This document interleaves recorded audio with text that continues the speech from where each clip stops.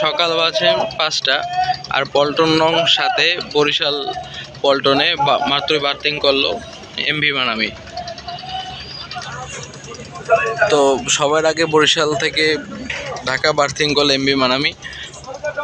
দেখতে পাচ্ছেন আপাতত কোনো লঞ্চই বরিশাল ঘাটে মানে ঢাকার ঘাটে আসে নাই। বরিশালে যতগুলো লঞ্চ ছিল আজকে 10টি লঞ্চ ছিল। তো সবার আগে বার্থিং করলো মানামি। এর অন্যতম কথা হলো মানামির সার্ভিস কোয়ালিটি ভালো। তারপর দেখা যায় ইঞ্জিনে আপনার 680 আরপিএমে আজকে চালিয়ে আসছে। তো সেক্ষেত্রে অন্যান্য লঞ্চের থেকে আগে এসে চলে আসছে। মোটামুটি 8 ঘন্টার মতো সময় লাগলো বরিশাল থেকে ঢাকা আসতে। তো অন্যান্য লঞ্চের হিসাব করলে ভালো, সেই হিসাবে সে ভালোই সার্ভিস দিয়েছে। তাড়াতাড়ি চলে আসছে ঢাকা থেকে বরিশাল থেকে ঢাকা।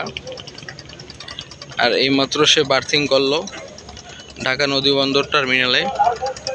এখন সে যাত্রী নামাবে, যাত্রী নামিয়ে আবার চলে যাবে বরিশালের উদ্দেশ্যে। তো চেষ্টা করবো আপনাদেরকে সেটিও দেখানোর, বরিশাল যেতে তার সাথে কার সাথে আবার দেখা হয়। তো এই ছিল বরিশাল ঢাকা নদীবন্দর টার্মিনাল থেকে লঞ্চগুলোর আপডেট।